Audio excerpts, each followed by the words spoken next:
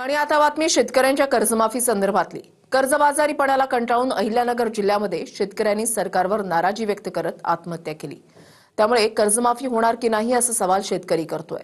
दरम्यान अजित पवारांनी योग्य वेळी कर्जमाफी करू असं म्हटलंय, तर सरसकट कर्जमाफी नसेल असं बावनकुळेंनी स्पष्ट केलंय। पाहूयात।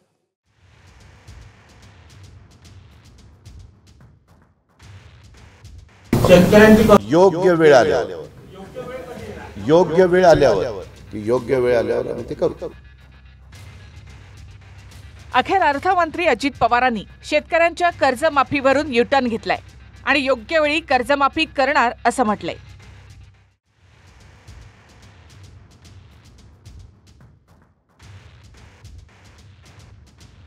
अहिल्यानगरच्या नेवासा तालुक्यातल्या शेतकऱ्यानं कर्जबाजारीपणाला कंटाळून आत्महत्या केली।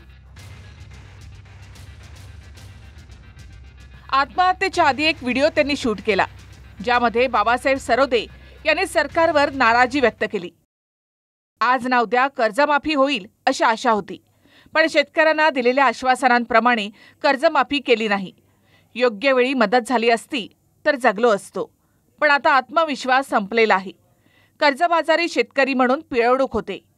या जगात पैशाशिवाय काहीच होत नाही। जिवंतपणी मदत झाली नाही।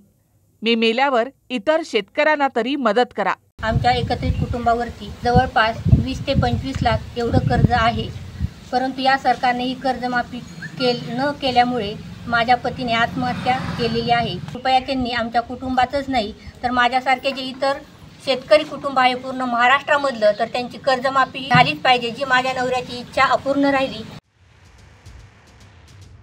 यावरून कर्जमाफीचं काय झालं असा प्रश्न अजित पवार यांना विचारला। त्यावर आधी आश्वासन दिलंच नव्हतं असं म्हणणाऱ्या अजित पवारांनी योग्य वेळी कर्जमाफी करू असं म्हटलं। देण्याच्या संदर्भात नाही म्हणलेलोच नाही, लगेच देऊ म्हटलेलं नव्हतं। माझं एक उदाहरण दाखवा जाहीरनामा। मला एकच मिनिट, मला वाद घालू नका, मला जाहीरनामा दाखवा। योग्य वेळ आल्यावर ते आम्ही सांगू ना। एक मिनिट, हे का आम्ही आमच्या जाहीरनाम्यामध्ये ते होतं। आमच्या लाडक्या बहिणीचं आमचं काम चाललेलं आहे। एकंदरीत राज्यकारभार करत असताना सगळ्या गोष्टीचा विचार करून पुढे पावलं उचलायची असतात, परंतु आमच्या मुख्यमंत्र्यांनी सांगितलेलं आहे, उपमुख्यमंत्र्यांनी सांगितलेलं आहे, मी सांगतोय की योग्य वेळ आल्यावर आम्ही ते करू। एक दिवसाआधीच महसूल मंत्री बावनकुळेंनी कर्जमाफीवरून समिती स्थापन झाल्याचं सांगितलं। एक घर तपासून खरंच कोणाला गरज आहे अशांचीच कर्जमाफी करू, सरसकट कर्जमाफी होणार नाही असं बावनकुळे म्हणाले। आणि आता सरसकट कर्जमाफी केली काय होणार? तेव्हा ज्यांनी फार्म हाऊस बांधला कर्ज घेऊन शेतामध्ये, ज्यांनी घर बांधलं मोठं अवाढव्य आणि कर्ज उचललं, त्यांची कर्जमाफी करायची काय? ज्या गरीब व्यक्तीला कर्जमाफीची गरज आहे त्या गरीब माणसाची कर्जमाफी केली पाहिजे। देवेंद्र फडणवीसच्या सरकारने जी समिती तयार केली आहे, त्या समितीचा रिपोर्ट बघा आल्यावर की एक घर एक शेतकरी तपासणार आहे, कुठल्या शेतकऱ्याला खरी कर्जमाफीची गरज आहे।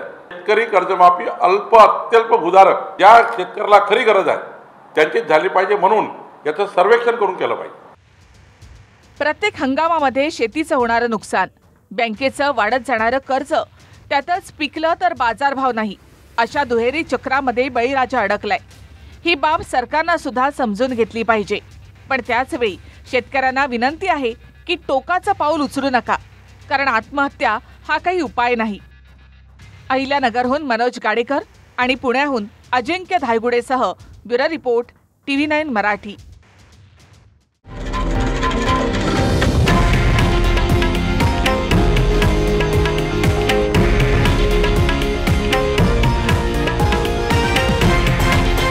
हे आहे देशातील नंबर 1 न्यूज नेटवर्क आणि आपण पाहत आहात TV9 मराठी, एकमेव।